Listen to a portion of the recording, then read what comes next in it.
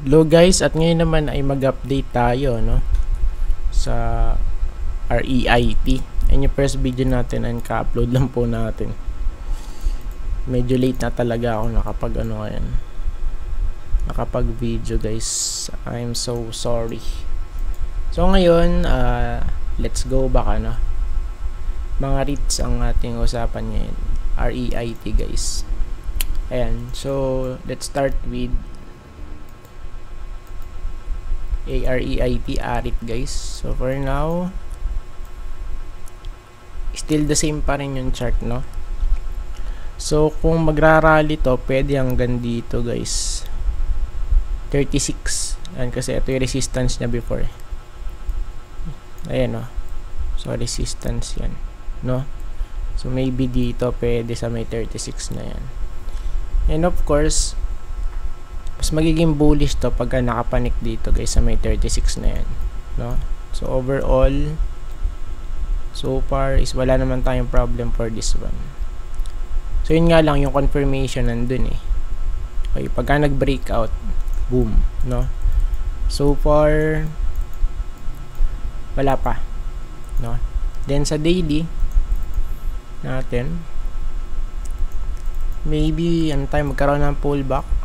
Ayan, pero ano pa rin natin tingnan natin. So dito nasa taas na ng 200 day, good yan, pero yun nga yung sinabi ko kanina, dapat makapanik tayo dito sa may taas ng 36 para mas maging maganda yung chart nga no. So for now, let's wait first for this one no. Then next is CREIT. Check natin ulit dito. So sinabi natin may trend line before and na-hit na yun na-hit na. And the question is, mag-hold ba dun or hindi no. So since okay, from here 1.98 may trend line tayo dyan na sinabi before. So na-hit na nga yun, and the question is still mag-hold kaya ron or hindi. Kasi if not, so pwede ang maging target na natin for this one is kung mag-add tayo, I think dito guys, pwede rito. Ayan, 2.7. So at least 2.7 guys, malapit sa may green box na to. Okay, so still goods. Yes, kasi yung mismong chart naman natin is maganda no. Pa V-shape siya guys, yung kanyang type of recovery. Ayan, so goods lang na to mag pull back guys ayan. Then divergence dito kasi na-anticipate na natin yung before So dito sa daily chart, hindi pa naman oversold sa ating RSI, kaya may chance pa rin dito guys since eto na yung next na support natin for CREIT plus.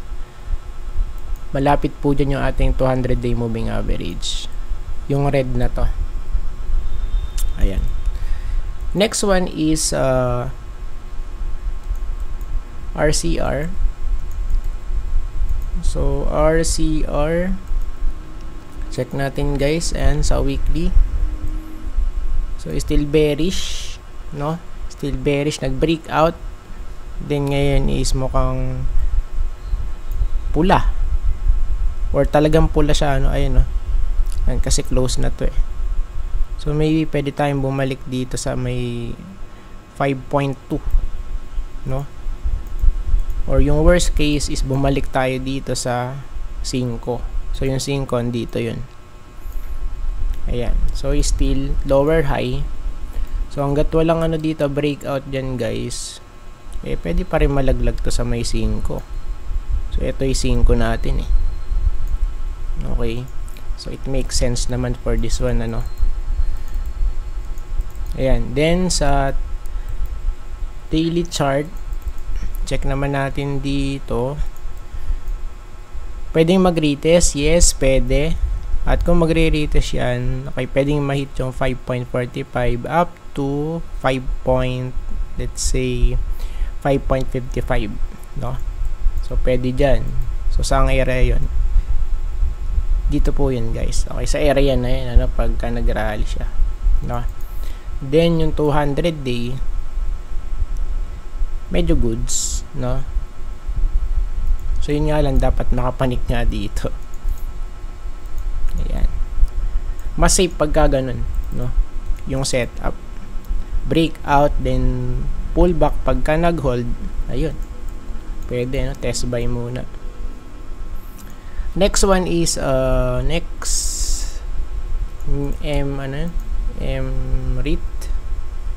right? MREIT, guys. Let's check this one. Same for RCR. Okay, parang pinagbiyak na buko to. Magkamukha ng chart, eh. So ito naman is galing sa ano, sa pullback, guys, no? So isa naman sa baba galing, tas ayun nga, nag-breakout. So for this one, tingnan natin kung mag-hold dito, guys. Pero still pwede pa rin to malaglag dito, no, sa may 11.85 support natin. Ayan, para sobrang ano, eh, di ba? Okay, parang ano sila, eh, magkahawig talaga, no, for RCR. Same chart. Okay. Wait lang. Ayan. So sa daily chart muna pala tayo. Then sa daily chart naman na to, MREIT 200 day. So still bearish pa rin to, no? So dun pa lang, kahit di na tayo gumamit ng 200, eh, bearish na. Diba? Kasi may trend line dito, tapos walang breakout, no? So dun pa lang, bearish na. Okay, kita na agad, no?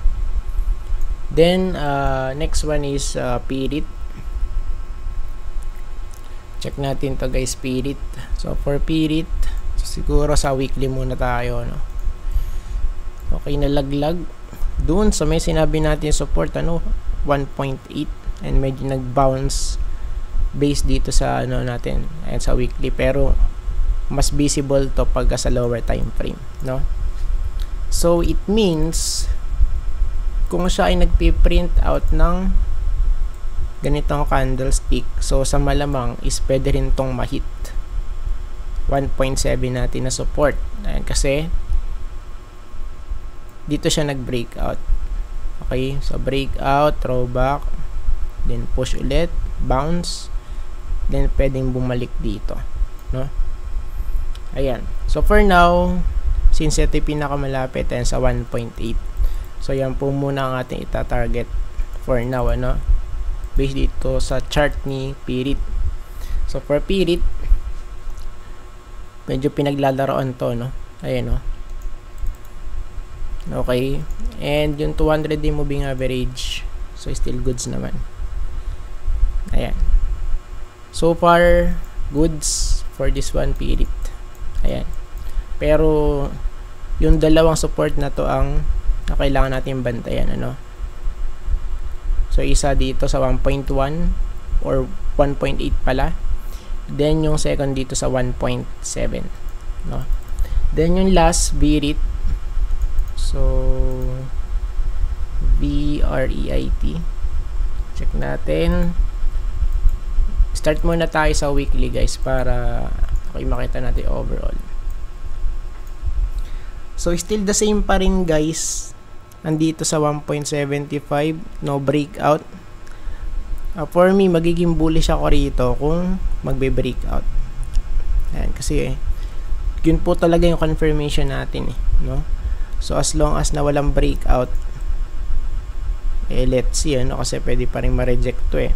If ever man, worst case, so pwede ritong bumalik sa 1.7. Ayan, no? 1.7. Pwede bumalik dito sa may support since siya ay nasa resistance right now, no? Then sa daily chart, so siguro konting pitik lang to, guys. Pwede na mag-breakout, no? Ayan, so for this one, watch out, no, for BREIT. Ayan. And I think tapos na po tayo, guys, at maraming salamat po sa panonood, and see you po sa next video. Bye bye and God bless.